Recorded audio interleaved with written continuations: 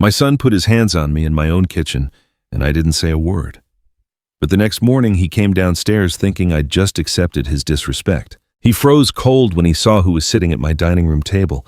I was sitting right at the head. I was smoothing out the lace tablecloth when Marcus walked in with that swagger of his like he owned the world.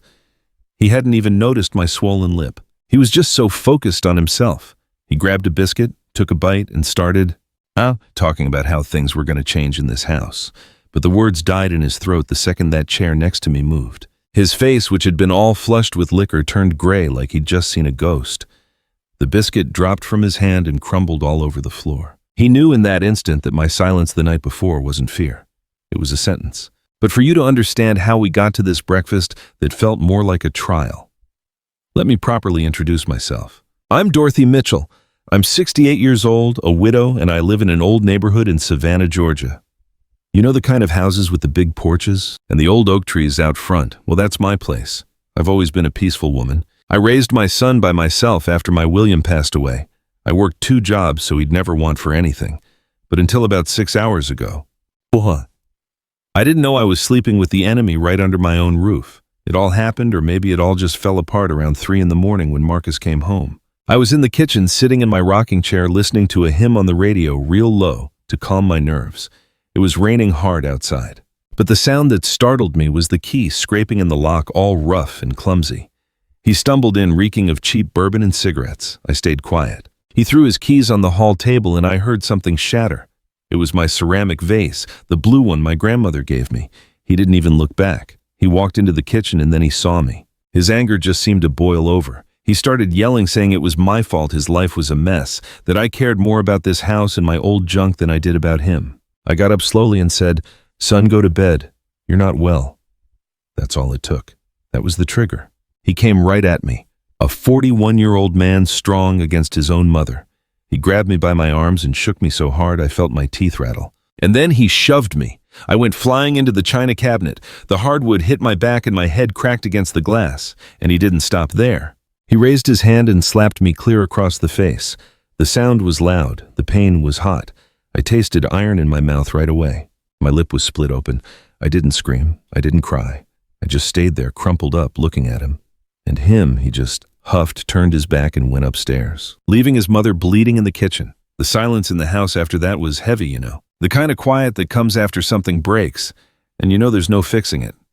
I went to the little half-bath mirror and washed my face with cold water. I saw the cut on my lip, the start of a bruise on my cheek. In that moment, looking into my own eyes, I didn't see a victim. I saw the Dorothy who survived. Survived way too much to put up with that. I decided right then and there that was the last time. I went back to the kitchen. I cleaned up the blood, and instead of going to bed to cry, I started cooking. It was the only thing I could do to keep from losing my mind. I got out the flour, the butter, the baking powder. I grabbed that new set of champagne-colored non-stick baking sheets.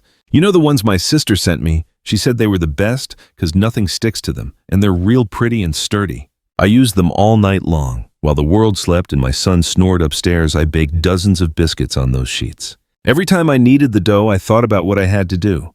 With every golden batch that came off those baking sheets, my plan became crystal clear. My plan started to get real clear. I wasn't going to scream at him. I was going to use the one thing Marcus seemed to have forgotten: respect and the law. I set the table like it was Christmas morning. The lace tablecloth, the good china fresh coffee, everything was perfect. When the clock hit 7:30, I was ready. The smell of the food drifted upstairs like bait. I knew he'd come down, and I knew he'd think everything was fine. Because a mother forgives everything, right? He had no idea that this time forgiveness came with a side of justice. Marcus came downstairs, his face all puffy and arrogant, same as always. He saw the table and gave me this crooked smile. He really thought he'd won. But at 8 o'clock sharp, the doorbell rang and his whole world was about to come crashing down. The first batch of biscuits came out of the oven at 4:10 in the morning. The smell of butter and buttermilk just filled the kitchen. It's a smell that should mean comfort home lazy Sunday mornings, but not in the dark before dawn. It was the smell of my decision. It was thick, almost like I couldn't breathe. I set the hot baking sheet on the stove rack. The metal made a little ting sound in the quiet house. My hands were completely covered in flour. They looked like a ghost's hands. I moved around the kitchen with a calm that wasn't really mine. It was like armor I put on over the woman who was shaking inside. The same woman who'd been on the floor just a few hours ago. While I was starting the second batch of dough, my eyes landed on something on the counter next to the sugar bowl. It's one of those digital photo frames, with the sleek black screen. My sister Catherine gave it to me for Christmas. "No more dusty photo albums, Dorothy," she told me over the phone from Atlanta. "I bought it on some website. It's beautiful. You just load the pictures and they cycle through so you can remember the good things." And there it was, running day and night, just cycling through pictures of my life, a loop of happy memories, a constant reminder of everything I'd lost. And right when I looked, a picture popped up. "No, quand tu sais." Marcus, he must have been about 8, standing on a fishing boat, his hair all messed up by the wind. He had this smile that showed the gap where a tooth had fallen out. He was holding up a little fish, a bass, with both hands like it was the biggest trophy in the world. Next to him, my William. His father was smiling so proudly his eyes were almost shut. Oh my God, that picture hit me like a punch to the gut. I had to lean against the counter. The flour got all over my robe. I closed my eyes and I wasn't in my kitchen at 4 in the morning with a busted lip anymore. I was back on Lake Lanier on that summer day in 1990. I remember the smell of sunscreen and damp dirt. I remember the sound of William's laugh echoing across the water. Marcus had spent the whole morning trying to catch something. He was such a patient, determined little boy. When he finally felt that tug on the line, his happy shriek scared the birds out of the trees. "Daddy, I got one, I got one!" William helped him reel it in. He calmly showed him how to hold it. "Look at that, Dorothy," William had yelled to me on the shore where I was setting up our picnic. "We got a fisherman in the family." The pride in my husband's voice. It was the most beautiful thing. And Marcus, he just looked up at his father like William was a superhero. With this adoration, this respect, a love that felt unbreakable. Where did that little boy go? Where in God's name did he get lost? The photo frame changed. Now it was Marcus at his high school graduation, him in a blue cap and gown holding his diploma. I was next to him, 30 years younger, with a smile so big it felt like my face would split. He was the first in our family to go to college. The very first. Our church community, the First African Baptist, threw a party for him. Sister Margaret made his favorite carrot cake with cream cheese frosting. Reverend James even said a prayer for him up at the pulpit. He called him our young scholar, an example to us all. I remember sitting in that church pew, my chest just swelling with pride. That was my son, the boy his father William never got to see graduate. William was gone by the time Marcus was 21 in his last year of college. A massive heart attack right there on the shipyard docks. He left for work that morning, kissed my forehead, and just never came home. William's death was like an earthquake that shook our whole world. But we survived. I had to be strong for Marcus. At the funeral, he held my hand so tight. He didn't cry in front of anyone, just stood there tall and serious, the spitting image of his dad. That night, after everyone left, he hugged me in the kitchen and just broke down sobbing on my shoulder. "I'm going to take care of you now, Mama," and he said. "I promise. I'm going to make Daddy proud of me." And he did. For a long time, he really did. He graduated with honors, got a good office job at the same port his father had worked at, bought a nice car and helped with the bills. On Sundays, he'd take me to church. He'd sit right there beside me singing the hymns in that deep voice of his, just like his daddy's. The old folks would look at him and say, "Dorothy, you did a fine job. William would be so proud of that boy." And I believed it. I lived for that pride. It was my sunshine. Seeing my son become a good, respected man, it was proof that all my sacrifices had been worth it. The screen on the frame flickered again. A more recent photo popped up. A 4th of July barbecue in our backyard maybe 3 years ago. Marcus was at the grill, laughing, wearing an apron that said, "The Grill King." He was a little heavier, but he looked happy. Our neighbors were there, Mrs. Patricia and her husband. He was still alive back then. It looked like a perfect life, like something from a magazine. But sometimes happiness is just a photograph, a single frozen moment. Because it was right after that barbecue that the cracks started to show. It started with his job. Restructuring, that's the word they used. The port was modernizing, bringing in new people with new ideas. Marcus's position, which he'd had for nearly 20 years, was suddenly optimized. They demoted him. They gave him a desk in a corner with a lot less responsibility and, worst of all, less respect. For Marcus, that wasn't just losing a title. It was like they were erasing his father's memory. He felt the legacy of William, a man who gave his life to that place, had been dishonored. He didn't tell me the details at the time. He just got quiet, a different kind of quiet than mine. His was sharp and angry. He started coming home later. I'd smell the liquor on him, but I'd pretend I didn't. Had a long meeting. He'd lie and I'd pretend to believe him. And then the money started getting tight. "Mom, can you lend me $200? I'll pay you back at the end of the month." I'd lend it and he'd never pay it back. Then it was 500. It just went on and on. Then came the first time he raised his voice at me in a way that scared me. I'll never forget it. It was over something so stupid. The faucet in the kitchen was dripping. I'd asked him 3 times to fix it. That Saturday morning, I asked again, "Marcus, honey, when you have a minute, could you take a look at that faucet?" I was washing collard greens in the sink. He was at the table reading the paper. He didn't even look up, just said in a low, gravelly voice, "Let the damn thing drip." The rudeness just caught me off guard. "But son, it's wasting water and the noise bothers me." Yeah, that's when he snapped. He slammed the newspaper down on the table so hard the coffee cup jumped. He stood up, and for the first time, he loomed over me. Not my boy, not my proud young man, but a big, angry stranger. "A damn faucet!" he yelled, his voice echoing in the kitchen. "You're worried about a damn faucet when my life is going down the drain." If Dad was here, this wouldn't be happening. He was a real man, he'd have handled it. But no, I'm stuck with you. A woman who cares more about a leaky faucet than her own son. I just stepped back, my heart pounding. I grabbed the edge of the sink. My hands were wet and cold. It wasn't what he said, it was his eyes. He had this look, something I'd never seen, just pure, nasty resentment. And for the first time ever, I felt a chill. I was scared of my own son. Not scared he'd get hurt, but scared of what he might do. I didn't say anything. I just stood there and watched him grab his keys and storm out. He slammed the door behind him, and I was left alone in the kitchen with that dripping faucet. Drip, drip, drip. It felt like every drop was counting down to something new in our house. The beginning of fear. I sighed, trying to pull myself back to this cold morning. The smell of biscuits was in the air again. I used an oven mitt to pull the tray out. The heat hit my bruised face. The picture on the digital frame had changed. It was me and William on our wedding day. We were so young, so hopeful. "Oh, William," I whispered into the empty house, "you wouldn't like the man our boy's become." I reached for the bowl to start the 3rd batch. I was going to need a lot of biscuits. I had important company coming for breakfast, and I knew Mrs. Patricia loved my biscuits with peach preserves.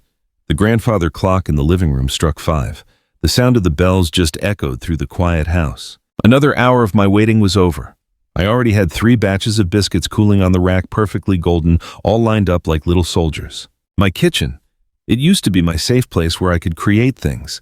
Now it felt like a war room. I was moving with a focus that came from deep down. But my body was starting to give out. My back, from where I hit the china cabinet, ached with this dull, throbbing pain. My lip was swollen and I could feel my pulse in it. I was just so tired it was seeping into my bones.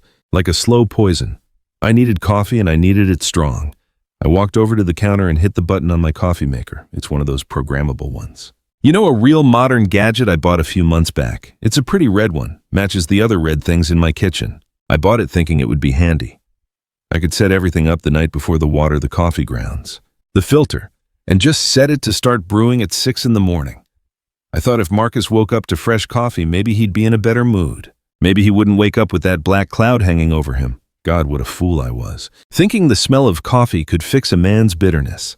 For the past few months, that coffee maker was just another part of my routine. My routine of walking on eggshells. I made sure the coffee was always ready, his favorite mug, the big blue one, was clean and right where he likes it. And the newspaper had to be on the table. Any little thing out of place, anything different from the routine I'd made to keep him calm, could set him off for the whole day. A whole day of him being mean or just giving me the silent treatment. As the hot water started dripping through the grounds, that wonderful coffee smell filled the air. I let myself sit down for just a second. I closed my eyes and the pain in my back flared up. Suddenly, all the memories from the last 2 years came rushing back. And not the good ones, like the pictures on the frame. These were the memories I tried to bury every single day. After that first fight about the faucet, nothing was ever the same. That fight opened a door inside of him, and a monster I didn't even know was in there came out.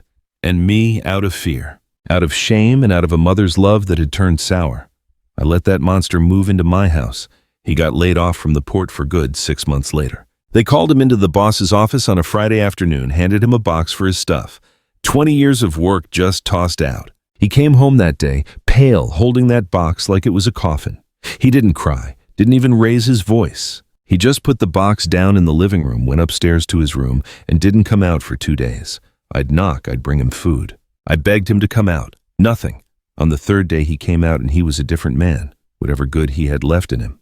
That spark of the proud boy everyone in church used to cheer for. It was gone. From that day on, everything was my fault. If it rained, it was my fault. If his football team lost, it was my fault. And most of all, he blamed me for his father not being here anymore. "You never really got him," he'd scream, his breath stinking of booze at 3 in the afternoon. "You think he was happy working like a dog at that port? He worked himself to death for you for this house, and what did you do? You turned it into a museum. You worshipped the chair he sat in more than the son he left behind. It was cruel, and it was a lie." William loved his work. He was proud to be a man who worked with his hands, who took care of his family. And I loved William. I didn't worship things, I cherished memories. But how do you tell that to a man who's decided to twist the past just to feel better about his own miserable life? The house stopped being my home and became a battleground. I learned to read the signs, the way he slammed the car door, the sound of his footsteps on the porch. I could tell from those little things if the night would be full of yelling or just that awful cold silence. Both were torture. Then the money stuff got worse. He stopped asking to borrow money. He started demanding it. He started using my credit card without asking. I'd just see the bills come in. Charges from bars, liquor stores. I'd try to talk to him. "Marcus, we need to watch our spending." The answer was always the same. "It's my money too, the money Daddy left. Or you think this house pays for itself?" He'd conveniently forget that I had my own retirement Williams pension and the money I still made from sewing for the neighborhood ladies. But in his mind, everything was his. The house was his, the money was his, and I guess I was his to use and abuse however he wanted. I became a prisoner in my own home. I stopped having my friends over for tea. Mrs. Patricia, my next-door neighbor and best friend. She'd sometimes stop at the gate. "Dorothy, is everything all right? I haven't seen you in days." And I'd lie. "Oh, Patricia, it's just my rheumatism acting up. I'm just taking it easy." The shame. The shame was just eating me alive. How could I admit that my son, the boy everyone thought was so brilliant, the pride of the community, was treating me like dirt? How could I tell her I was scared in my own house? I remember one night a few months back. He came home drunk like always, but this time he was flying high. He'd won some money in a game of pool. I think he came into the living room where I was watching TV and plopped down on the sofa, just laughing his head off. He wanted to talk, but I was so worn out from living on that emotional roller coaster I just couldn't. I just wanted some peace. "Son, I'm tired." "I'm going up to bed," I said, getting up. The change in his face was instant. The smile just vanished. "Oh. Of course. Now that I'm in a good mood, you're going to walk out on me. But when I'm down, you just sit there with that long, sad face of yours. Looking at me like I'm a worm, right?" He stood up and walked toward me. He didn't lay a hand on me, but he stood right there blocking my way. He was blocking my way and he started talking real low. It was worse than the yelling. "You like this, don't you, Mom? You like seeing me miserable. It makes you feel superior, doesn't it? The holy widow who sacrificed everything for her ungrateful son? Is that the story you tell yourself? Is that what helps you sleep at night?" He just stood there saying that hateful stuff to me for almost 10 minutes, and I just stood there frozen. I just took it. I felt myself shrinking, getting smaller and weaker with every single word. When he finally got tired and moved, I went upstairs shaking. I got to my room, locked the door, and just sat on the edge of my bed. And for the first time in a long, long time, I cried. I cried quietly, muffling the sound in my pillow. I didn't want him to have the satisfaction of hearing me. The beeping from the coffee maker snapped me back to the morning. The coffee was ready. I stood up. The pain in my back reminded me that last night was different. He'd crossed a line, a physical one. He'd touched me in anger. And that slap? That wasn't just to my face. It was a slap to my soul. I opened the cupboard and took out my good china.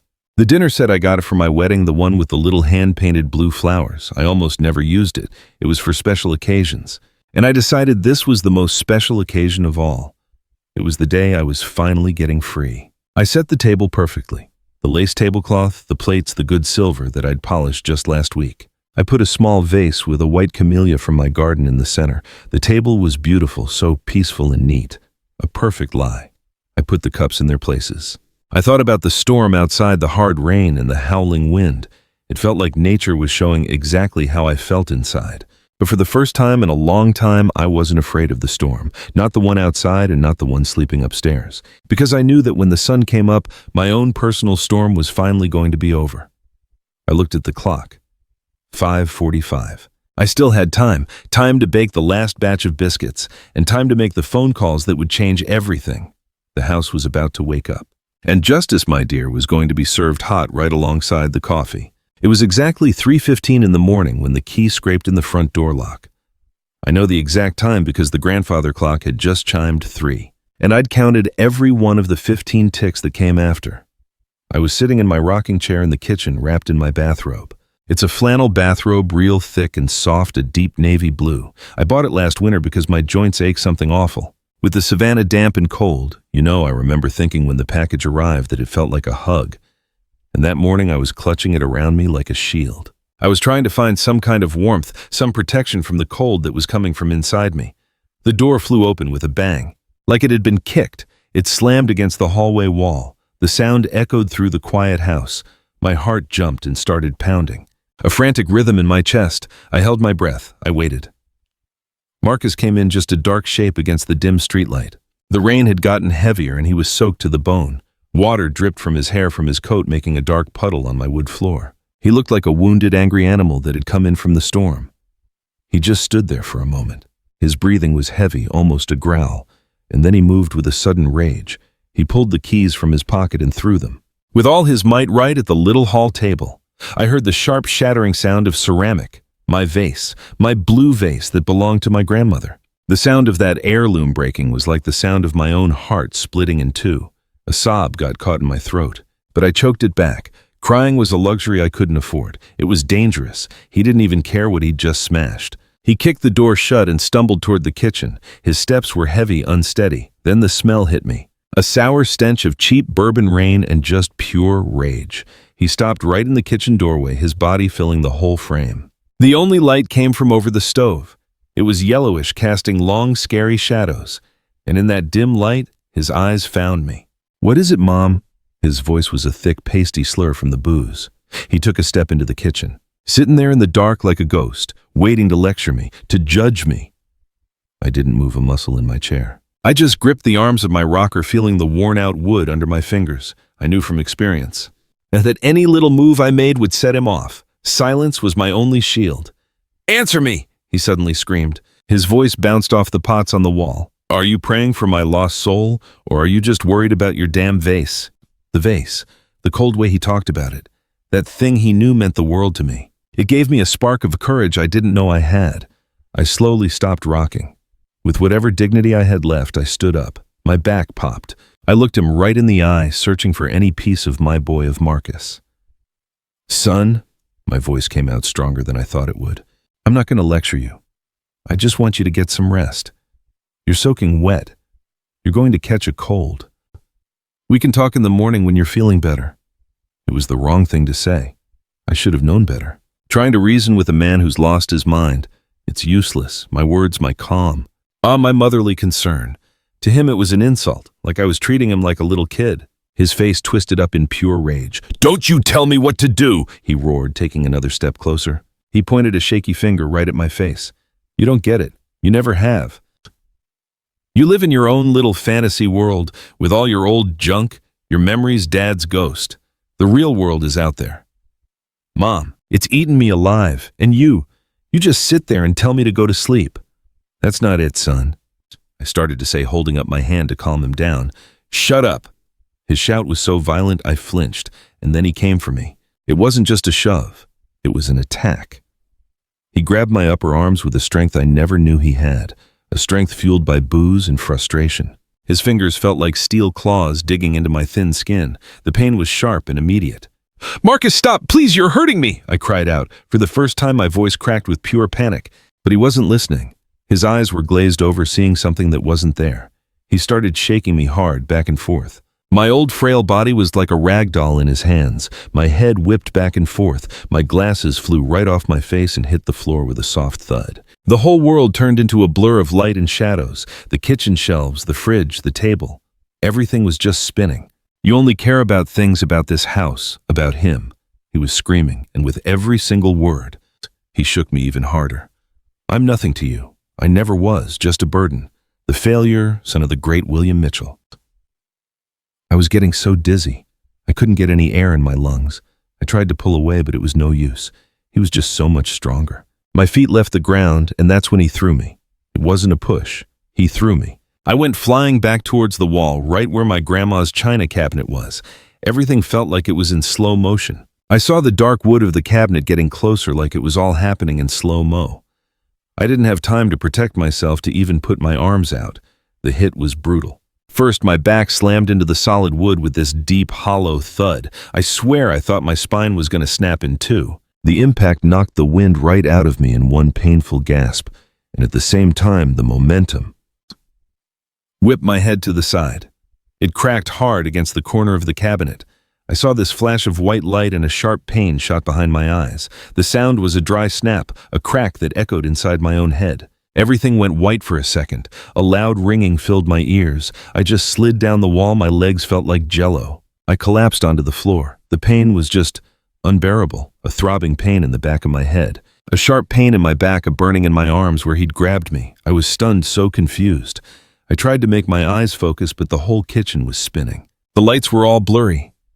And then I saw him. He was just standing a few feet away, his chest going up and down, his fists clenched tight. He was just looking down at me on the floor, and I couldn't read his face at all. I thought, okay, it's over now. He'll stop. He'll see what he's done. But no, he took a step closer. I flinched, trying to cover myself with my arms. Then his hand shot up open, fast and violent. The slap just cracked through the air. It was this ugly, wet sound. It got me right across the face. The force of it threw my head to the side. I felt my lips split open against my teeth and my mouth filled with the hot, salty taste of blood. And that was it, the final blow. He just stood over me for a few more seconds, still breathing hard. I looked up at him from the floor. My son, the baby I held in my arms, the little boy I taught how to walk and talk, the boy I taught to pray. But I didn't recognize him. The man standing in front of me with so much hate in his eyes. He was a stranger, an intruder, a monster. Then, without saying another word, like he'd finally gotten all the poison out of him, he turned. He turned his back on me, his own mother. He left me there bruised and bleeding on the kitchen floor and just went upstairs. I heard his footsteps heavy and slow in the hallway above me. And then the last sound I heard was his bedroom door slamming shut. That sound changed everything for both of us. It was the start of the longest morning of my entire life. The silence in the kitchen after that door slammed. It was the heaviest thing I've ever felt. It wasn't a peaceful quiet. It was like a vacuum, the kind of silence you get right after a bomb goes off, when everything's just been destroyed and the dust is still in the air. The only thing I could hear was the rain coming down outside. It was relentless, that and the sharp ringing in my head. I just lay there on the floor for what felt like forever. My whole body just ached, every single muscle, every bone. The back of my head was throbbing with this steady, sickening rhythm. The taste of blood was still strong in my mouth, and I could feel it warm trickling down my chin. I was curled up in a ball with my arms wrapped around my knees like a little kid, and for a minute, that's all I was, just scared, terrified. A 68-year-old woman hurt and alone on her own kitchen floor, and the person who did it was the one I loved most in this world. The tears started to come then. They were silent and hot. They ran down my face and mixed with the blood on my chin. I wasn't crying because I was angry. It was just pure, total grief. It wasn't just about the physical pain. It was the pain of being betrayed. The pain of looking at your own child and seeing a complete stranger. The pain of knowing that all the love you gave, the life you sacrificed, it all led to this. A man who could hit his own mother. I thought about my William. What would he think if he saw me now? William was a true gentleman, but a firm one. He never raised his voice to me in 30 years of marriage. He treated his own mother, such a small, fragile woman, like she was a queen. If he saw what Marcus had become, his heart would have just broken all over again. Wherever he is now, just thinking of my husband gave me a little bit of strength. I couldn't just lie here on the floor crying. William wouldn't have wanted that. My mother wouldn't have wanted it. And my grandmother, who went through things I can't even imagine, she sure wouldn't have wanted it. I'm made of stronger stuff than this. I'd just forgotten. With a groan, I pushed myself up using the leg of the kitchen table for support. The cold, solid wood helped ground me. Slowly, inch by inch, I got to my feet. My legs were shaking so bad. I thought I was going to fall right back down. I held onto the table, breathing deep, trying to stop the dizziness. The whole kitchen felt like it was swaying. When I felt a little more steady, I walked slowly to the little half bath under the stairs, holding onto furniture as I went. Every single step was painful. When I got there, my hand was shaking as I flipped on the light, and then I looked in the mirror. The yellow light showed everything. The woman staring back at me was broken. My gray hair, which I always keep in a neat bun, was a total mess, with strands stuck to my sweaty forehead. My face, my left cheek was red and swollen, and around my eye it was already starting to turn that ugly purple color. A nasty bruise was forming, and my lip was split and puffy. Dried blood was crusted in the corner of my mouth. I raised my hand and barely touched my bruised cheek. The skin was hot and so tender. And when I touched it, I felt more than just the pain. I felt humiliated, ashamed. That mark on my face wasn't just a bruise. It was proof that I'd failed. Failed as a mother who didn't see the monster her son was becoming. Failed as a woman who let fear keep her quiet. And right there, looking at that mark, the sadness started to change into something else, something cold and hard. It was anger, but it wasn't a hot, explosive anger like Marcus's. It was a cold, calculating anger. An anger that didn't scream, it whispered, and what it whispered was, "Never again." I turned on the cold water. I cupped my hands and splashed the icy water on my face once, twice, 3 times. The water really stung my cut lip, but it was a good kind of pain, a pain that woke me up. I washed away the blood, the sweat, the tears. I dried my face with a small towel. I patted gently around the sore part, and then I looked in the mirror again. The broken woman was gone. The woman staring back now had steel in her eyes. There was pain in them, yeah, a deep pain that might never go away. But there was no more fear. That cold anger had burned it all away. In its place was resolve, a deadly calm. The kind of calm you feel when you've hit rock bottom and realize the ground is solid enough to push off of and climb back up. I thought about my options. I could do nothing. In the morning, I'd just put on some makeup to hide the bruise. I'd say I fell. Marcus might apologize with that whiny, sorry little boy voice he uses. I'd pretend to accept it, and we'd go back to walking on eggshells until the next time he exploded, and the next time, and the next. Until when? Until he pushed me harder, until my head hit something and I didn't get up. No, that option was dead and buried. I could pack a bag and leave, call my sister Catherine in Atlanta and ask to stay with her. Just abandon my home. I could just leave, let Marcus stay here and drown in his own misery and booze. But this house? This is my house. My husband and I worked our butts off for it. Why should I be the one to run? I hadn't done anything wrong. I wasn't going to be the one to run and hide. So that just left the third choice, the hardest one, the most painful one. It was the only one that felt like a real answer, the only one that might save my life. And who knows, in some sick, twisted way, maybe his life too. I walked out of the bathroom. The kitchen was still a wreck. My glasses were on the floor next to the rocking chair. I picked them up. One of the lenses was cracked. I put them on anyway. It felt like that crack was how I saw the world now. Everything was just broken.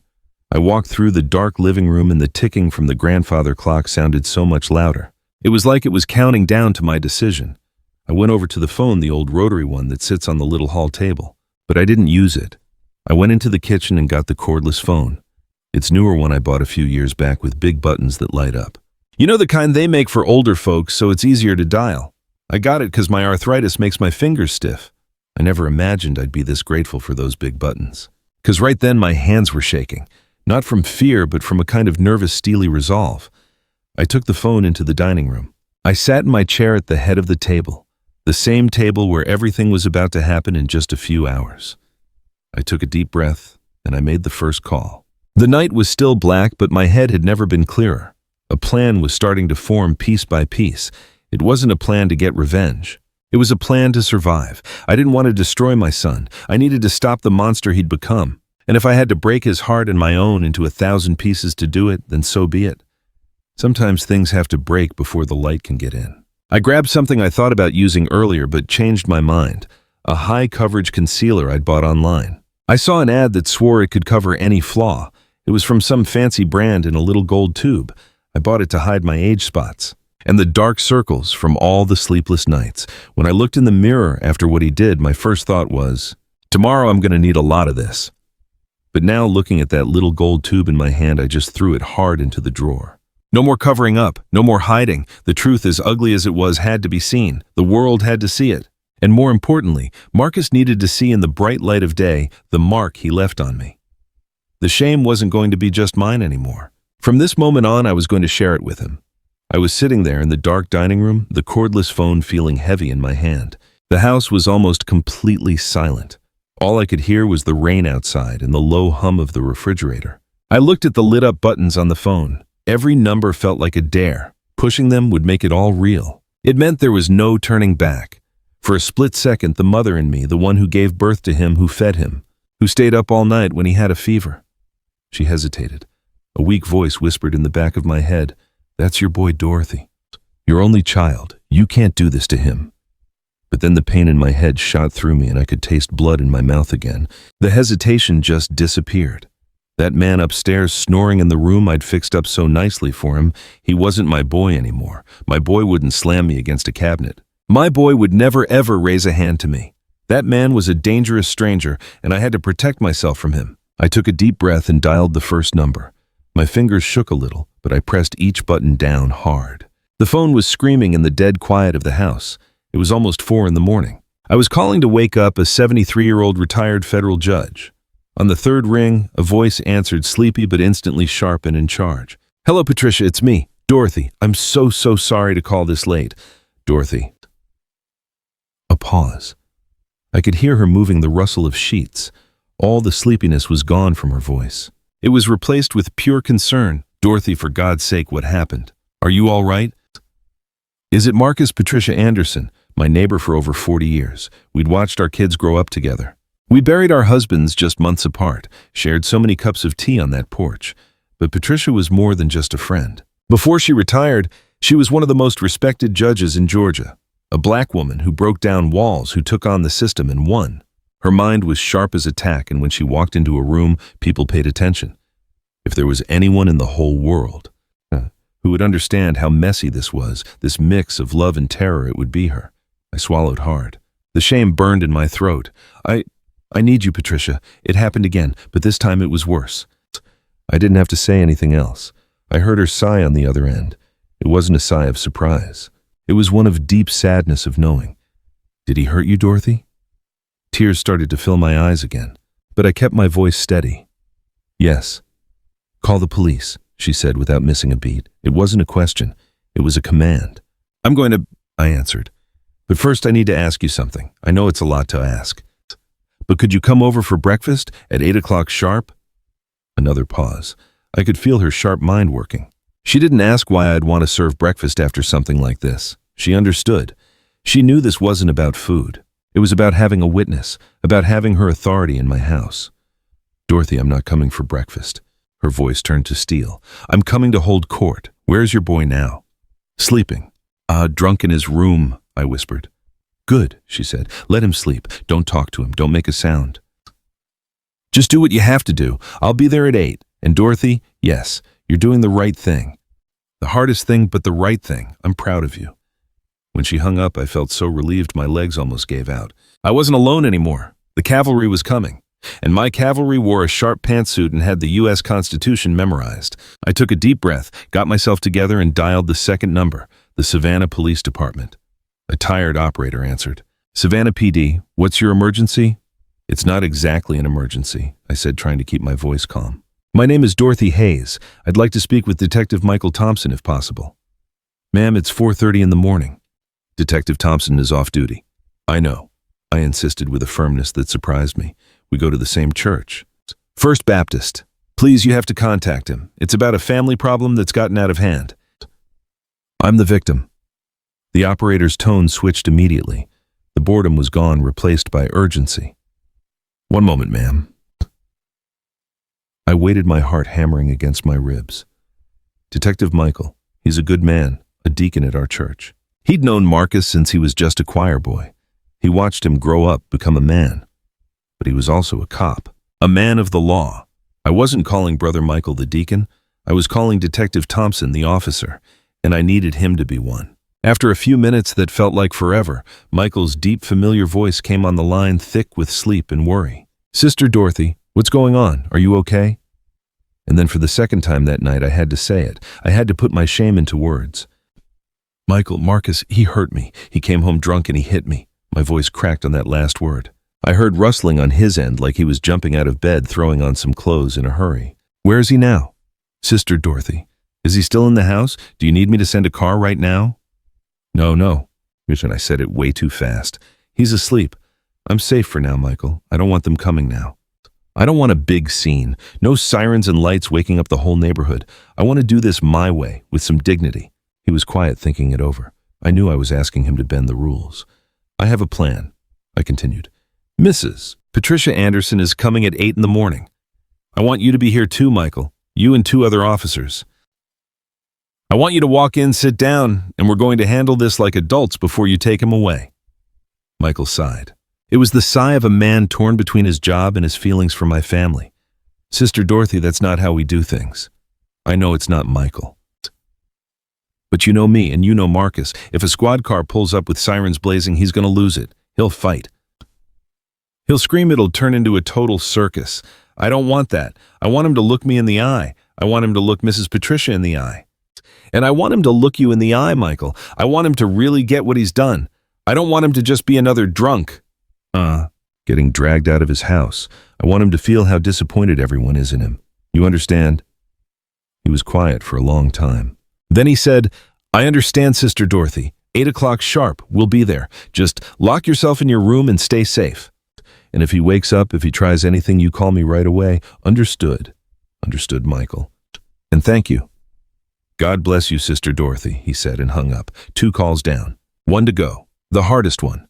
I dialed the Atlanta area code. My sister, Catherine. She picked up on the first ring like she was waiting. Dorothy, I felt it. I knew it was you. What did he do? Catherine and I. We always had that kind of connection. She knew. She always knew. I told her everything. The broken vase, the yelling, the shove, the slap. She just listened quiet. All I could hear was her breathing on the other end. When I was done, she didn't say, I told you so. She didn't say I should have left him years ago. She just said, her voice full of anger and love, what are you going to do? I called Patricia and Detective Michael. They're coming at 8, I told her. My voice sounded so tired. I'm turning him in, Catherine. A sob escaped her. Oh, Dorothy. My poor sister, I'm so sorry. I know, I said. I wanted you to know. I wanted someone in our family to know what I'm doing. So if I ever start to doubt myself, you can remind me about today. About tonight. I'll remember, she promised. I'm getting on the first bus to Savannah in the morning. I'll be there by the afternoon. Thanks. You take care, Dorothy, and you're the strongest woman I know. I hung up the phone. The 3 calls were done. All the pieces of my plan were set, what's right, the law and family. I was bone-tired, just exhausted deep down. But I also felt light, like a huge weight was finally off my shoulders. The silence felt heavy. I looked at the clock, almost 6 in the morning. Outside, the black sky was turning a dark grayish blue. The storm was over. I had 2 hours. 2 hours to make breakfast. 2 hours to get myself ready. 2 hours to prepare for the final battle. I went to the kitchen and started on the peach preserves. Justice was coming after all, and it was going to have a bittersweet taste. The gray morning light started coming through the kitchen windows, showing the mess I'd made all night. There was flour on the floor, dirty bowls in the sink, and that thick, sweet smell of biscuits hanging in the air. Outside, the sky was pale, washed clean by the rain. It was the calm after the storm, and I felt that same calm inside of me. It was a strange, cold calm, but it was solid. The exhaustion felt like a heavy blanket on my shoulders, but my mind had never been clearer. Less than 2 hours to go. I needed to finish setting the stage. It wasn't enough to just have the law on my side. Marcus needed to understand exactly what he was losing. He needed to see the home he was destroying, the mother he was throwing away. His punishment couldn't just be legal. He had to see it. He had to feel it. I started cleaning this kitchen with a new burst of energy. I washed the dishes, scrubbing every plate like I was trying to wash the filth out of my own life. I dried everything and put it all away. I wiped the flour off the counter and the floor. In 20 minutes, the kitchen was spotless. It was gleaming in the morning light, like the hell of last night never even happened. It was a front, a beautiful, orderly front, just like my life for the past 2 years. Then I turned my attention back to the food. The biscuits were already done, dozens of them piled on a white platter. I went to the pantry and grabbed a can of peaches and syrup. I opened it up, poured it all into a saucepan and added some brown sugar, a dash of cinnamon, and some fresh nutmeg. As the peaches bubbled on the stove, that sweet and spicy smell mixed with the buttery smell of the biscuits. It was the smell of Marcus's childhood. When he was a boy and got sick, I'd make him these same preserves for his toast. He used to call it his sweet medicine. The irony of it all, I was fixing him the most bitter medicine of his life and he didn't have a clue. While the preserves thickened, I put a big pot of salted water on to boil for grits, creamy grits with plenty of butter and a little sharp cheddar stirred in at the end. Soul food. But right then it felt more like a last meal for a man on death row. As the water boiled, I focused on one last important detail, the knives. I had a set of kitchen knives William had given me for a birthday years ago. But last year, the wooden handle on my favorite one cracked. Catherine, who always pays attention, sent me a new set as a gift. It was some German brand. High-quality steel, they came in a heavy wooden block. "So you can chop your collards easier, sis," she'd joked. I kept them razor sharp. I took the small paring knife from the block. The blade was shining. I used it to slice up some strawberries and cantaloupe for the table. Every cut was perfect clean. I moved with the confidence of a woman who'd spent her life in the kitchen. But that morning something else was guiding my hand. I had to be precise like a surgeon. My whole life depended on what was about to happen. The food was almost done, so it was time to set the table. I went to the china cabinet, the same one he'd thrown me against. I ran my hand over the dark wood, feeling how solid it was. It had so much history. I opened the glass doors carefully, and the smell of old wood and beeswax hit me. Inside was my heritage, my wedding china, my mother's crystal glasses, first the tablecloth. I went to the hall closet and pulled out my best one. It was pure white linen with a delicate lace edge my grandmother made by hand. I hardly ever used it, so it still smelled like the lavender bags I keep with it. I spread it across the dining room table. The bright white cloth on the dark wood was a shocking contrast, a blank canvas for what was coming. Then the china. I went back to the cabinet and very carefully took out the dinner plates. Saucers, cups? Every piece was white with a thin gold rim and tiny hand-painted blue flowers. I washed each one in the sink to get the dust off and dried them with a soft cloth. I set 4 places at the table. One at the head for me, one to my right for Mrs. Patricia, one to my left for Detective Michael, and one at the far end facing me, Marcus's place. I put the silverware I'd polished last week next to each plate along with the white linen napkins. They were ironed crisp and folded neatly. I put a small crystal vase with one white camellia from my garden in the middle of the table. The table was set for a king, or maybe for a sacrifice. I was starting to see there wasn't much difference. Everything was ready. The food, the table. Now it was my turn. I went upstairs, the floorboards creaking under my feet. The upstairs hallway was dark and quiet. I walked past Marcus's door and could hear him snoring a deep, heavy sound. It was the sound of a man sleeping without a care in the world, with no idea an earthquake was about to destroy his life. For a second, I actually felt a pang of pity. I had this crazy urge to open his door to shake him to scream, "Wake up, my son. Wake up before it's too late." But I didn't. I just took a deep breath and kept walking to my room. I walked into my sanctuary. My room is simple and neat. The patchwork quilt I made is on the bed, and the white lace curtains made the gray morning light softer. I went into the bathroom and looked at myself in the big mirror. It was still a shock. The bruise under my eye was darker now. An ugly smudge of purple and blue. My lip was even more swollen. I needed a shower. I needed to wash the smell of fear and flour off me. I turned on the faucet for the tub and let the hot water run. I added some lavender bath salts, and the steam filled the bathroom. While the tub filled up, I went to my closet. I didn't even have to think. I went right to the back where I keep things I rarely wear, and I took out the dress. It was a Sunday dress, a deep navy blue. It had long sleeves, a modest neckline, and it fell straight down to my mid-calves. It was an elegant, serious dress, the kind of dress you wear to church or to a funeral. Or as I was about to find out, to a judgment. I took my bath. The hot water stung my bruised back, but it also relaxed my tight muscles. I washed my hair, scrubbing my scalp hard. I tried not to think about anything. I just focused on the feeling of the water, the soap, the steam. I got out, dried myself off, and put on the blue dress. It fit perfectly. I combed my wet hair and pinned it up in a low, tight bun on the back of my neck. I looked in the mirror again. The bruise and the cut lip seemed to pop even more against my clean skin. And the dark fabric of the dress, that's exactly what I wanted. I wasn't going to hide a thing. My bruises were my proof. I sat at my vanity. I don't wear much makeup, just a little powder and some lipstick. But that morning, I made an exception. I dusted my face with some rice powder to cut the shine, and then I opened the drawer. I took out something I kept for special occasions, a belt. But not just any belt, it was a back brace. One of those ones doctors recommend. You know, a discreet one, skin tone to wear under my clothes. I bought it online a while back for the days my arthritis acted up real bad. I put it on under the dress. I pulled it tight. It gave my back support right away, easing the pain from where he threw me against the china cabinet. More importantly, it forced me to sit up straight. I would not slouch. Not today.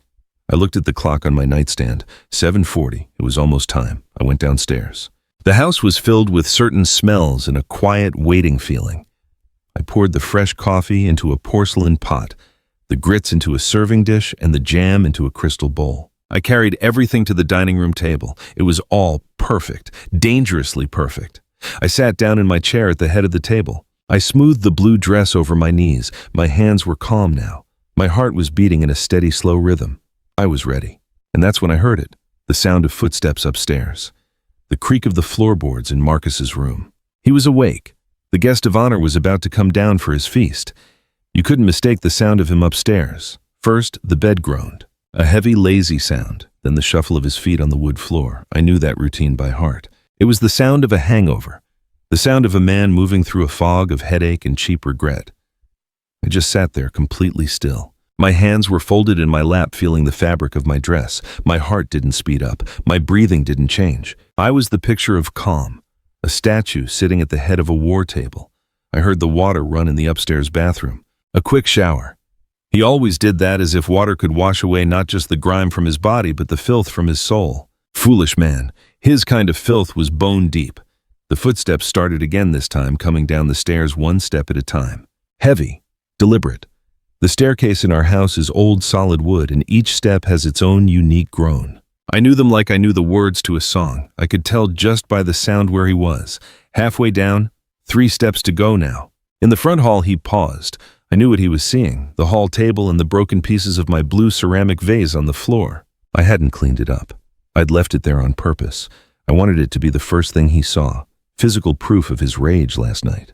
I'd hoped it might make him feel a little shame, maybe some remorse. But what I heard next wasn't a sigh of regret. It was a huff, a sound of annoyance. And then I heard him kick the broken pieces into a corner with his shoe, carelessly, like it was just trash. In that moment, any tiny bit of pity I might have had for him just disappeared. All that was left was cold determination. And then he appeared in the dining room doorway. He stood there, his hand on the doorframe, and blinked, getting used to the light. The morning sun was still weak, streaming through the large window. It was lighting up the table I'd set. He was dressed in wrinkled khaki pants and a polo shirt that had seen better days. His hair was still damp from the shower, but his face was puffy, and his eyes were red and small. The stubble on his chin made him look sloppy, defeated. He took in the whole scene, the white lace tablecloth, the good china, the shiny silverware, the hot plates of food, the smell of coffee and biscuits, peach and cinnamon. He looked at it all completely confused. He was expecting me to be yelling, throwing accusations, or at the very least giving him the silent treatment, showing my contempt. He wasn't prepared for this bizarre celebration. He looked at me, and for the first time that morning he actually seemed to see my face. I saw his eyes fixate for a second on my swollen lip, on the bruise starting to show on my cheek. But he wasn't shocked or guilty. It was just a tiny twitch of his lips, a flicker of satisfaction, of power. And then the confusion on his face turned into something else. Arrogance. A slow, twisted smile spread across his face. In his sick mind, he had it all wrong. This feast wasn't a trap. It was me giving up a white flag. In his mind, the slap from last night had worked. He thought he'd finally tamed me. He'd put me in my place. And now, like a good, obedient mother, I was trying to please him, apologizing with food. The whole thing was so ridiculous, so twisted, I almost would have laughed if it wasn't so tragic. Well, well, he said, his voice still scratchy from the hangover. He straightened up, puffed out his chest, and walked to the table like a king, looking over his kingdom. So what's all this for? I didn't answer. I just watched him, keeping my face completely blank. My silence seemed to make him even happier. He pulled out his chair, the one at the other end from me, and dropped into it with a thud. He picked up a cloth napkin, looked at it like he was some big shot, and tossed it onto his lap. Then he reached out and took a biscuit from the basket, the most perfect one, the most golden one. He held it up for a moment. I gotta admit, Mom, nobody makes biscuits like you. And then he took a huge bite. He ate with his mouth open, no manners at all. Crumbs fell from his lips onto the clean tablecloth. He chewed loudly, and after he swallowed, he pointed what was left of the biscuit at me. There you go, Mom, he said, his voice full of that cruel victory. So you finally figured out who's in charge around here, huh? A little discipline and things go right back to normal. That's how it's got to be. His words hit me hard, but I didn't show it. On the outside, I was a statue. On the inside, every word he said was another nail in the coffin of my old life. He felt no remorse. He felt proud that he'd hurt me, proud that he'd humiliated me. He believed violence was the answer. I just stared at him from across the table. The silence dragged on. He shrugged and picked up his coffee cup. He was about to pour some when a sound cut through the air. Ding dong! The doorbell! Sharp, clear, and right on time! Marcus stopped, his hand hovering over the coffee pot. A pissed-off look crossed his face. Who the hell is that this early? Did you invite someone? Yes, I said. It was the first word I'd spoken all morning. My voice came out calm and steady. I did. You what? He growled, slamming the cup down on the saucer. I don't want to see anyone. Send them away, whoever it is. I ignored his order. With a slow, deliberate move, I placed my hands on the table, pushed myself up, and stood. I smoothed the front of my blue dress and walked without rushing out of the dining room and toward the front hall. Mom? Didn't you hear me? I said send them away. His voice followed me, filled with anger that I was disobeying him. I didn't look back. I just kept walking. My Sunday shoes made a soft sound on the wood floor. I reached the front door. I took one last deep breath. I saw my messed-up reflection in the door glass. There was a woman in blue, her face bruised, but she was standing tall like a queen. It was time. I turned the brass knob and pulled the door open. The fresh, damp Savannah morning air drifted in. On my porch stood the three people I was expecting. Mrs. Patricia Anderson, looking perfect in her peach-colored linen suit, wearing a string of pearls and a look so serious it would make any lawyer nervous. Beside her, Detective Michael Thompson stood tall and strong in his uniform, his cap in his hand. His face was grim, a mix of concern and duty, and behind him two younger officers, both with professional blank faces. I looked at Patricia. She looked at my face. At my lip, at my eye. I saw a flash of pure anger in her eyes, but she crushed it in a second. She just gave me a nod. It was a tiny movement, but it said everything. I'm here. We're here. Good morning, Dorothy. She said, her voice as firm as a judge in a courtroom. Good morning, Patricia. Detective. I said, my voice just as steady. Please come in. The coffee's on. I stepped back, holding the door open for them. They came inside without a word. One by one, their presence filled my small hallway. You could feel the authority, the law. They walked behind me toward the dining room. Marcus, who'd gotten up all annoyed to see what was going on, was standing in the doorway of the room. And that's when his world just crumbled, when he saw the group walking in, when he saw Mrs. Patricia with her courtroom face on. When he saw Detective Michael's uniform and the other two officers, his jaw dropped. All that arrogance just melted away. His face went from annoyed to confused, and from confused to the purest. Most absolute panic. The color drained from his skin, leaving it a sick, grayish color of pure fear. His wide eyes jumped from me to them and back to me again. He opened his mouth to say something, but no sound came out. His hand, which was still holding a piece of biscuit, just went limp, and the biscuit fell. It hit the china plate with a dry little clink. Then it rolled onto the floor, breaking into crumbs. A tiny sound. The sound of his reign being over. The silence in the dining room was so thick, you could feel it. The only sound was the slow, steady ticking of the grandfather clock in the next room. Each tick was marking Marcus's agony. He was frozen in place, his face a gray mask of terror, his eyes wide and in disbelief. They darted from one face to another like a cornered animal looking for an escape that just wasn't there. He looked at me, and for the first time I didn't see anger or disgust in his eyes, but a terrified question. Mom, what have you done? I didn't have to answer. Mrs. Patricia Anderson did it for me with her actions, with a calm that was both scary and incredible. She took a step forward. She completely ignored Marcus like he was just a piece of furniture. She walked with her usual elegance to the dining room table. Her low-heeled shoes made a soft, determined sound on the wood floor. She didn't go to the place I had set for her to my right. No, she went straight to the chair at the head of the table facing me. The chair Marcus had just gotten out of. The chair that by right and tradition belonged to the head of the family. My Williams chair. She pulled out the heavy wooden chair with one smooth movement. The scraping sound echoed in the room. She sat down. She straightened the jacket of her linen suit. She placed her leather purse on the floor beside her. And then she looked at Marcus. Just looked.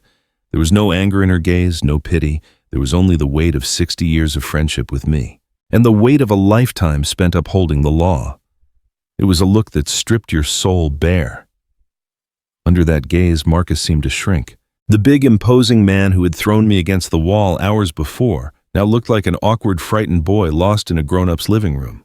Detective Michael and the other two cops just stood there in the doorway blocking it. They didn't say a thing. They didn't need to. The uniforms, the guns on their belts, it said it all.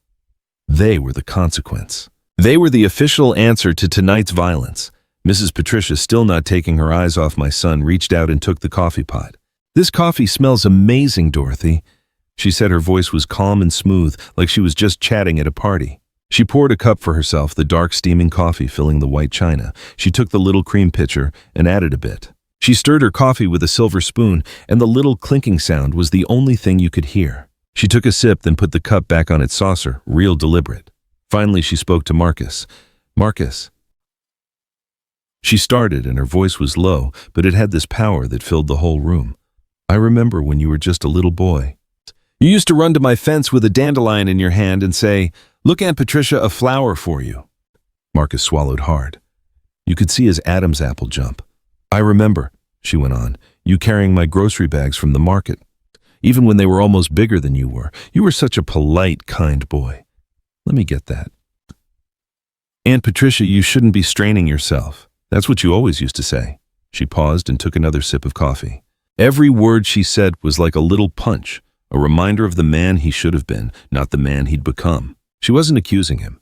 It was like she was reading his eulogy. "Your father," she said, and William's name just hung in the air. He would have been so proud of that boy. The boy who became a man, went to college, the first in the family, the pride of our whole community. His mother's pride. She stopped, glanced over at me, then her eyes went back to Marcus and the softness in her voice was gone. It was replaced by something sharp. "Where did he go, Marcus? Where's that man?" Marcus opened his mouth. A hoarse groan came out. "Aunt Patricia, I don't know what you're talking about. This is just, a family misunderstanding." That was the wrong thing to say. Mrs. Patricia's eyes narrowed. "A family misunderstanding," she repeated, her voice dripping with sarcasm. She motioned with her chin toward me. "Look at your mother's face, Marcus. Look closely. That cut on her lip, the bruise coming up under her eye. Does that look like a misunderstanding to you?"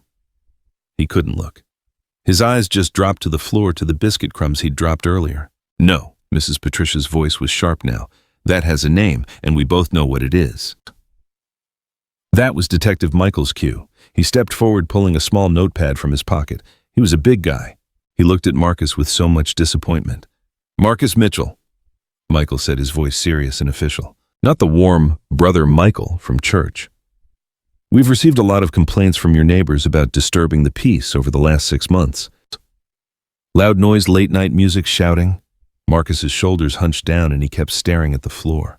"We also have a record," the detective continued, flipping a page in his notepad, "of an incident at the Salty Dog Bar 3 weeks ago. You got in a fight and security had to restrain you. You were let go with a warning." Marcus's head jerked up, surprised he knew about that. "And we have 2 reports not confirmed of you driving recklessly after leaving that bar. In short, Marcus, we've been watching you." Michael paused and his look got even more serious. "And then this morning at 4 a.m., I got a call. A domestic assault complaint from this address. The victim, your mother, Dorothy Mitchell."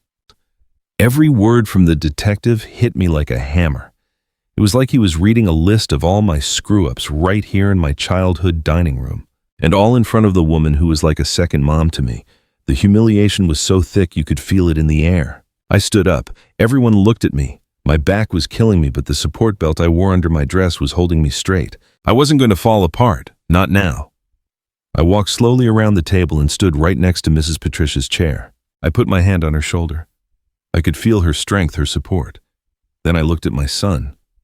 Not at the floor, not at the wall. Right into his eyes. And for the first time in a long, long time, I was the one who made him look away. "Marcus," I started. My voice was calm, but it was cold. It was the voice of a woman who'd been through hell last night and made it to the other side. He needed to understand this wasn't about hate. It was way more complicated than that. I put on lipstick before I came downstairs, a dark wine-colored one with a matte finish. My niece sent it to me as a gift. She said it stays on for a long time, that it won't even come off when you drink water. I put it on this morning for a reason. I didn't want them to see my lips shake. I wanted my mouth to be firm and strong when I handed down his sentence. I didn't call them because I hate you, Marcus, I said. The dark lipstick made every word sharp. I called them because I love you. And he snorted. You love me. You call the cops on someone you love. Sometimes, I answered without even blinking. Sometimes the biggest act of love isn't protecting someone from what they've done. It's making them face it. The room went silent again. The only thing moving was the steam coming off the coffee cups. The trap was set. The witnesses were here. The law was here. And now it was the victim's turn to speak. Marcus's bitter laugh hung in the air for a second. It sounded thin and weak before it just died under my stare. You call this love? He repeated, his voice getting higher, almost hysterical. This is a betrayal. You're handing me over to strangers. This is a family matter, Mom. Our business. No, Marcus, Mrs. Patricia's voice cut through the tension, cold and sharp. She didn't even look at him. She just kept sipping her coffee like she was talking about the weather. It stopped being a family matter. The second you raised your hand to the woman who gave you life. At that point, it became a community issue, a legal issue, and if I can add. She finally put her cup down and stared right at him. It became my business. The power in those words shut Marcus up instantly. Arguing with me was one thing. Arguing with Judge Patricia Anderson was a whole different story. He shut his mouth, his face a mix of angry and scared. I stayed standing next to Patricia, my hand still on her shoulder. It felt like I was pulling strength from her, her courage. I looked at my son, this scared man-child across the table, and all the words I'd held back for 2 years. This finally came pouring out. A family matter, I repeated. My voice was low, but every single word was heavy with pain. You want to talk about family, Marcus? Let's talk about it. Is family your father, William, working from sunrise to sunset down at that port? His hands covered in calluses, his back aching just to make sure you had books for school and food on this table. Family. I took a step, moving around Patricia's chair to get a little closer to him. Family is me, your mother, working as a seamstress till my fingers bled after your father was gone. And then cleaning floors in some downtown office, coming home in the dead of night just to make sure your college was paid for. To make sure you had a better future. That's family. He just sank in his chair, couldn't even look at me. And you. I kept on, my voice starting to shake. Not because I was weak, but from this pure anger that was finally breaking loose. What did you do with this family? But you took your father's sacrifice and my sacrifice and you just spat on it. You took the pain of your demotion, all your frustration, your inability to handle life like a grown man, and you turned it into a weapon. And you aimed that weapon right at me. The only person in the whole world who never, ever gave up on you. Tears started streaming down my face, but I didn't care. I didn't wipe them away. I let them fall. Night after night, Marcus. Night after night, I sit in that kitchen. And I pray. But my prayers have changed. I used to pray for your safety, for your success. Now, I pray that you'll just come home and go straight to bed without talking to me. I pray that your poison won't touch me. I pray that I can be invisible in my own house. You've turned my home into a prison. You've made being your mother feel like a sentence. I didn't mean to hurt you. He stammered, finally looking up. He had tears in his eyes too, but they were tears of self-pity. I drank too much. I lost my head. It won't happen again, Mom. I swear to God. Oh, no, I said, shaking my head slowly. Don't you use God's name in this house. Not today. How many times have I heard that promise, Marcus, huh? How many hungover mornings have you woken up crying, begging me to forgive you, and I, like an idiot, believed you every single time? I forgave you. I cleaned up your messes. I lied to the neighbors. I hid my tears. I protected you. And you know what my forgiveness did? You know what protecting you did? I leaned across the table, my knuckles pressing into the lace. It gave you permission. My silence. My forgiveness. They told you it was okay, that you could yell, that you could break things, that you could put me down. And last night they told you that you could hit me. That word, hit, just hung in the air. It was ugly and undeniable. And you know what the worst part is, Marcus? I went on, my voice just a hoarse whisper now. It wasn't the pain. The physical pain goes away. The bruise will fade. My lip will heal. The worst part was your silence afterward, the way you turned your back and went upstairs like you'd just stepped on a bug. Your total lack of remorse. It was right there in your silence that I finally got it. I understood. I wasn't dealing with my son having a bad day anymore. I was dealing with a man who likes hurting someone weaker. And that person was me. I stood up straight. I glanced at Detective Michael. His face was blank, but I saw the pain in his eyes. He was a father of 2 girls. He understood. I carried you for 9 months, Marcus, I said, turning my eyes back to my son. I raised you, I gave you my life, and a mother's love is the strongest thing I have. But my love doesn't require me to be your punching bag. My love doesn't require me to help you destroy yourself, and protecting you right now is exactly that. It's helping you destroy yourself and taking me down with you. He started to cry for real now, with loud childish sobs. Mom, please don't do this. I'll go to rehab. I'll stop drinking. I'll go back to church. Anything, just don't let them take me, please. It's a family matter, but the law's clear on domestic assault, Marcus. Detective Michael's voice was calm but final. It's not something we can just ignore. What will the neighbors say? He whimpered in one last pathetic attempt to shame me. And that's when I picked up my watch, a small, delicate gold one that used to be my Robert's. I wore it every day. I looked at the time, 8:15. I looked at him and said, I don't care what the neighbors will say anymore. I've spent the last 2 years caring about that, and look where we are. From today on, I only care about one thing, my peace. And my peace, Marcus, begins with you out of this house. I sat back down in my chair. I picked up my linen napkin, and with perfectly steady hands, I served myself a spoonful of grits. I wasn't really going to eat. My stomach was a mess of knots, but the act was a symbol. I was taking back my life, my table, my house. Mrs. Patricia, seeing what I did, nodded slowly. She turned to Marcus, his face a mess of tears and snot. Your tears don't move me, boy, and she said, her voice without a single shred of sympathy. An abuser's tears are always about himself, never about the pain he's caused. Your mother, by doing this, is giving you the only chance you have, the chance to face the man in the mirror without blaming the bottle, without the shield of her just forgiving you. She's forcing you to grow up, and that Marcus is the greatest, most painful, and truest act of love you'll ever receive. She turned to Detective Michael and gave a slight nod. It was the signal. The trial at the dining room table was over. The sentence was about to be carried out. Mrs. Patricia's nod was almost impossible to see, but to Detective Michael it was as clear as a judge's gavel. He put his notepad away in his pocket, and that little gesture meant the talking was over and the action was beginning. He took a step forward right into the dining room. The younger officer who'd been by the door followed him. The air in the room, which was already heavy, got thin. I felt my chest tighten. This was real. It was happening. Marcus. Detective Michael's voice was formal, totally cold. He wasn't Brother Michael from church anymore. He was the law. Please stand up and place your hands behind your back. Marcus's crying just stopped. It was replaced by a look of panic and disbelief. He looked from Michael to me and back to Michael. You can't be serious, he stammered. Michael, for God's sake, you've known me since I was a kid. You saw me get baptized, and you're going to arrest me in my own house in front of my mother. I'm arresting you because of your mother. Michael replied, his voice firm, not wavering. And because the law requires me to. Now please don't make this any harder than it already is. The second officer moved up behind Marcus's chair. That movement is what finally seemed to break my son's trance. The panic turned to rage. He shoved his chair back with a loud bang and jumped to his feet, his face red with anger. Don't you touch me, he yelled, pointing a finger at the officer. This is absurd. It's a family matter. She's my mother. We fight sometimes. Everybody fights. He turned to me, his eyes pleading and furious at the same time. Mom, tell them to stop. It was just an argument. I lost my head. Tell them you don't want to press charges. Everyone in the room looked at me. His question hung in the air, the last chance for me to back down, to go back to being the protective mother, the fearful woman. For a second, my heart wavered seeing my son. Seeing my baby like that, cornered and desperate, it was the hardest thing I've ever gone through. I was just holding a scarf in my hand. It was a silk scarf with magnolias on it that William gave me.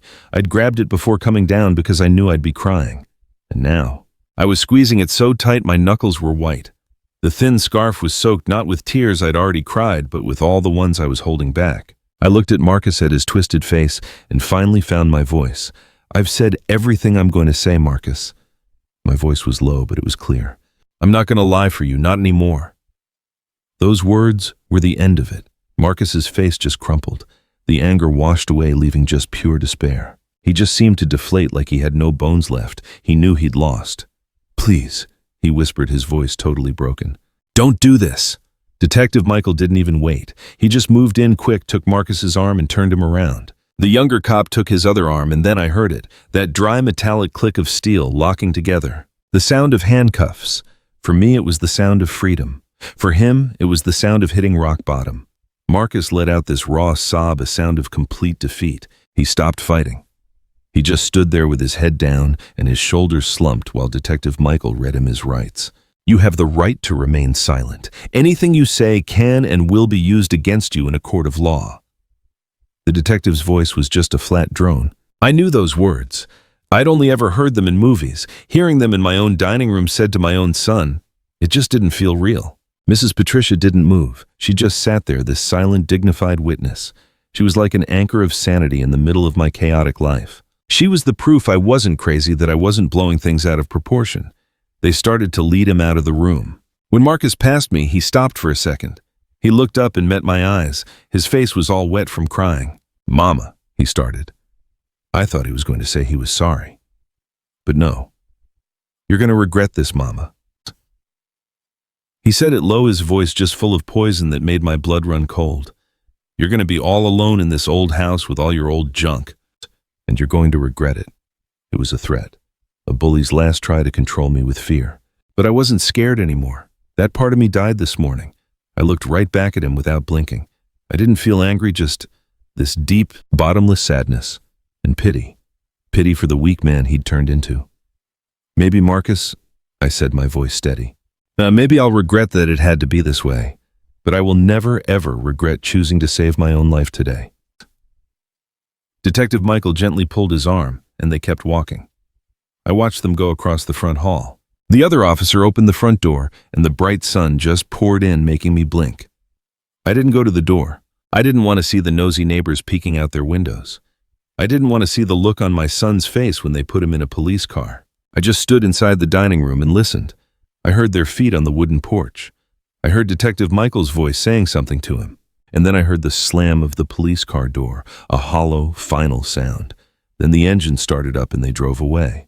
I listened until the sound faded away. Then it was quiet again, but it was a different kind of quiet. It wasn't the heavy, awful silence from earlier. This was a light silence. Empty, yeah, painful. No doubt about it, but it was light. It was the silence of peace. The silence of a house where fear didn't live anymore. I just stood there. I don't even know for how long. My muscles, which had been wound up tight for hours, finally started to let go. The adrenaline that kept me going just vanished, and I was so exhausted my knees just gave out before I could even hit the floor. I felt a firm hand on my arm. It was Mrs. Patricia. She'd gotten up and came right over to me. She held me up steady as the other officer, the one who'd stayed behind, came and pulled out a chair for me. Patricia helped me sit down. "It's over, Dorothy," she said, and her voice was soft for the first time all morning. It's over. And it was only then, sitting right there in my own dining room, smelling the coffee and biscuits with my best friend next to me, that I finally let myself fall apart. I just covered my face with my hands and cried. I cried for losing my son, for the shame and the pain. I cried for the boy he used to be and the man he never became. I cried for the lonely years I knew were coming. And I cried, too, for the scary feeling of relief of being completely and totally free. The days after Marcus's arrest were the strangest of my life. All of a sudden, the house felt huge, like a cave. Every creak in the floor, every tick of the clock just echoed in the quiet he left. At first, I kept expecting to see him around a corner. I'd listen for his heavy feet on the stairs or the TV turned up way too loud on a sports game. But there was nothing, just silence. And for the first few days, that silence was as loud as his yelling had ever been. Mrs. Patricia and my sister Catherine, who got in from Atlanta that same afternoon, basically formed a little army around me. Catherine cleaned up the kitchen mess, picking up the broken pieces of my vase with this look of quiet anger. "I'll glue every piece back together, Dorothy," she said. "But some things, once they're broken, are never the same." I knew she wasn't just talking about the vase. Patricia. She handled the outside world. She talked to the neighbors, giving them a short, respectable version of what happened, shutting down any gossip before it could start. Marcus is unwell and required a serious intervention. Dorothy was brave and did what had to be done. The family asked for privacy and prayers. You know the word of a retired federal judge. My dear, that means a lot more than any porch gossip. They made me eat. Catherine made my favorite soups. Patricia brought over slices of sweet potato pie. But the food didn't taste like anything. I felt numb, like I was floating outside my own body, just watching some sad old woman walk through her house. The hardest part was the nights, lying in my bed in the total quiet upstairs, knowing that the room right next door. My son's room was empty. I would just imagine where he was in a cold cell at the county jail with strangers, with criminals. The mother in me was just screaming. I felt like such a traitor. I had nightmares. I dreamt he was a little boy again, crying behind bars where I couldn't reach him. I woke up a few times with my face soaked in tears. It was Patricia on the third day, who sat with me on the porch and gave it to me straight. "Dorothy, stop." She said. Her voice was firm, but kind. "Stop torturing yourself. You didn't put him there. His choices put him there. Yeah. The booze put him there. His anger put him there. You just opened the door so the consequences could finally walk in, and you only did it when your own life was in danger." She was right. I knew she was. But a mother's heart doesn't run on logic. It just runs on a stubborn, sometimes blind kind of love. That same week, I took the first step to feel safe again. I'd always been a woman who felt safe in her home. I never even locked my doors during the day. But Marcus's threat at the door, "You're going to regret this," had stuck in the back of my mind. I called a company I saw in an ad online and had a security system installed. Just little cameras you can barely see on the front and back porches. And an alarm with sensors on the doors and windows.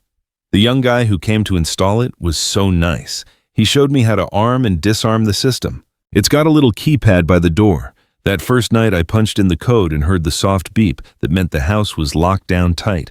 I could finally breathe a little easier. It was a small bit of control, but it was mine, my sense of security. It didn't depend on someone else's mood anymore. The second step came from Reverend James at our church. He came by to visit. He brought me a book of Psalms and we talked for a long time. He said, "Sister Dorothy, the body heals, but the soul needs a different kind of doctor." He gave me a card for a therapist, a Dr. Rachel Morrison, a black woman in our community who specialized in family trauma. I was hesitant. In my generation, we didn't do therapy. We talked to God, to our pastor, to our friends. But the world had changed, and I needed more help than a church song could give me. My first session with Dr. Rachel was terrifying. I sat in her calm office with its comfy chairs and the smell of chamomile tea, and I couldn't say a word. The shame was just a lump in my throat. But she was patient. She didn't push me. She just sat there with me in the silence until finally I just started to cry. And after I cried, I started to talk, and I talked for a solid hour without stopping. I talked about my fear, my guilt, my love, my anger. And she listened. For the first time, I felt like someone was really hearing me without judging me.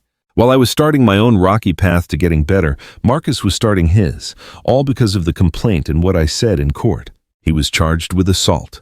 His history of disturbing the peace really didn't help him. Patricia explained that for a first violence charge, he probably wouldn't get a long prison sentence, but the court would almost definitely order him into a mandatory rehab program for alcohol and anger management. And that's exactly what happened. He stayed in the county jail for 3 weeks waiting for his hearing. And it was during that time that the letter arrived. It was a plain white envelope from the county jail. My name and address were in his handwriting. I'd know that writing anywhere. My hands were shaking as I took it from the mailbox. I sat in my rocking chair on the porch to read it. The afternoon sun felt warm on my shoulders. I opened the envelope carefully. The letter was short, written on a sheet of lined paper. "Mom," it started. "I don't really know how to start this. I guess I'm sorry isn't enough. I've said and done unforgivable things. I know that now. These past 3 weeks in here sober with nothing to distract me, they've been the longest and clearest of my life. I've had to look at the man I've become, and I didn't like what I saw.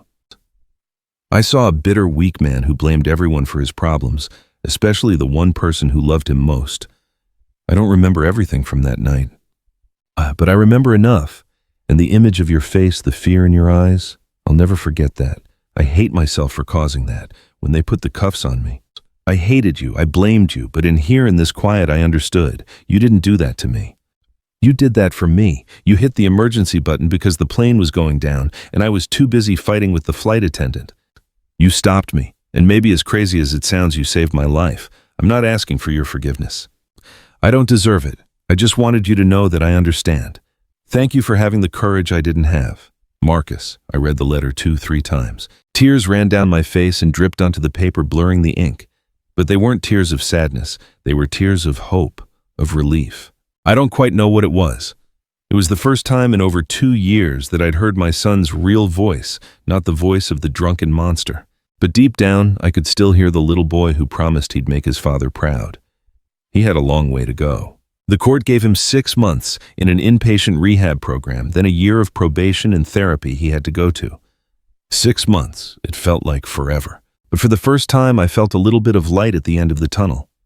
It was a long, dark, scary tunnel, but there was a light.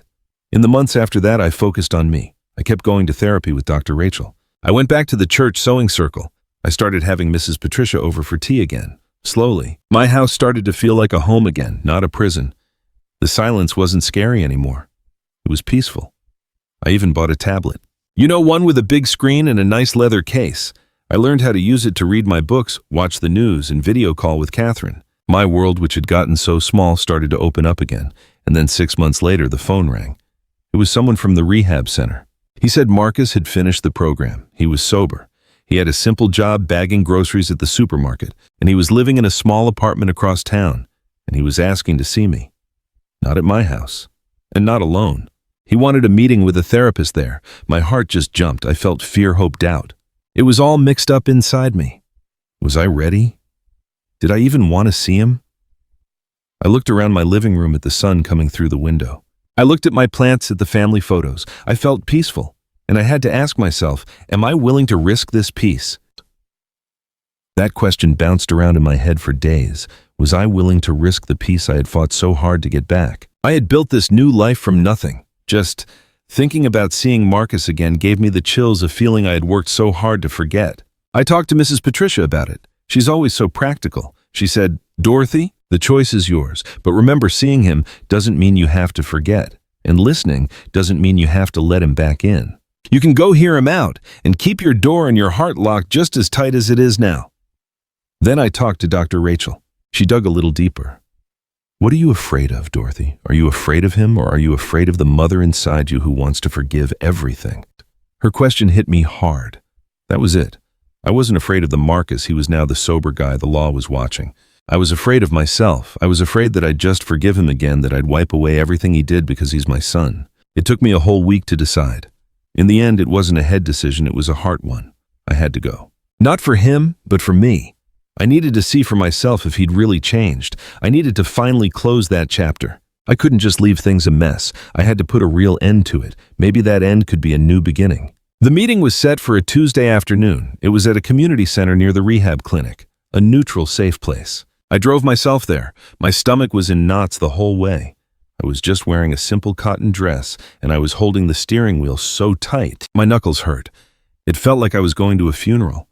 A man named Mr. Richardson, the mediator, met me at the door. He took me to a small room. It had a round table and 3 chairs. There was water on the table.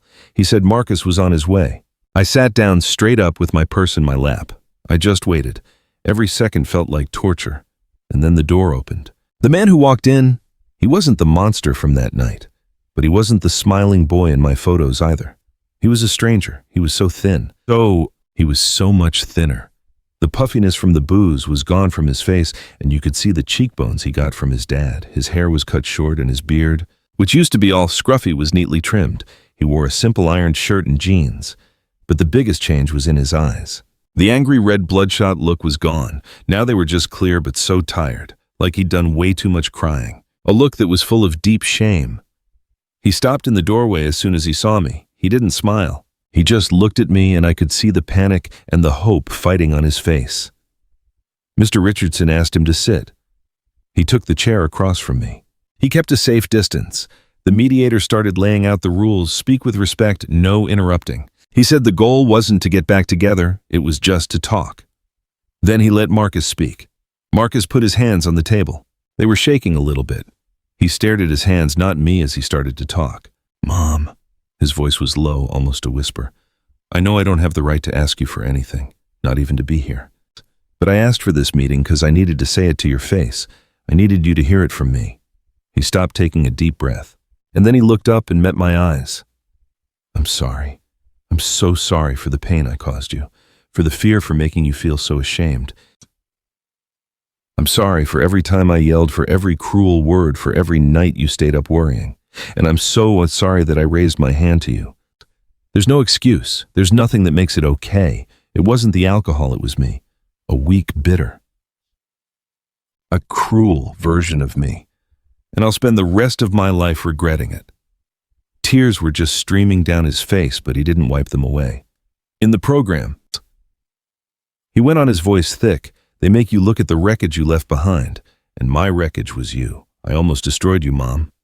And I know I'm sorry doesn't fix anything, but I needed you to know that I get it now. I'm not running from it anymore. I listened to every word in total silence. I was looking for a lie, for some kind of manipulation, but I didn't find any. I just saw a broken man looking at all his pieces. Mr. Richardson turned to me. Mrs. Mitchell, is there anything you'd like to say? I looked at Marcus, at my son, and I told him the truth. I believe you, Marcus. I believe you're sorry, and I forgive you. A sob just broke out of him. It was a sound of such deep relief it broke my heart, but I kept going and my voice got firm. Forgiving you doesn't mean forgetting. And it doesn't mean we're going back to how things were, that Dorothy, the mother who protected you from everything, she's gone. You killed her that night. I saw the pain flash in his eyes, but he had to hear it. I'm your mother. And I will always love you. But now I have to love myself more. From today on, our relationship will have boundaries. It is strong ones. You have your home, I have mine. You have your life, I have mine. We will never live together again, ever. He just nodded. He didn't fight me on it. We can see each other sometimes, for coffee, in a public place, but my house, Marcus, my peace. They aren't open to your chaos anymore. You need to learn how to be your own safe place. It was hard. Every single word was hard, but it was the most honest thing I'd ever said to him. And so a year passed, a year of baby steps. We stuck to the plan. Every 2 weeks we meet at a little diner halfway between our homes. We sit in the same booth by the window. We always order the same thing. Black coffee for him, tea with lemon for me, and a slice of apple pie to share. We talk about his job at the grocery store, about my garden, the weather in Savannah. We don't talk much about the past. He's in therapy now. He's going to his AA meetings every week. He hasn't touched a drop since he got out of rehab. But our relationship isn't the same. That closeness, that blind trust between a mother and her child, that's gone. Maybe forever. But something new is there now. It's a careful respect, a love with boundaries. It's sadder, I guess, but it's safe. And for me right now, safety is worth more than anything. Sitting here on my porch feeling this late afternoon breeze, I finally feel at peace. The house is quiet, but it's a good quiet. It's my quiet. My son is alive. He's sober. And at 42, he's becoming the man he should have been at 22. It took something terrible, so much pain for that to happen. I learned that a mother's love sometimes has to be cruel to be kind. They lost everything they tried to take from me. My peace, my dignity, my home. In the end, Marcus lost his freedom for a while. But in that process, he got a chance to be free from himself. I learned true love isn't just putting up with anything. It's having the courage to draw a line in the sand and say it. I love you, but I love myself more, and you can't cross this line. And sometimes the family you choose to stand by you, like a judge next door and a sister in another city, is stronger than the blood family that tries to tear you down. So what would you have done in my place? Do you think I did the right thing? Let me know in the comments.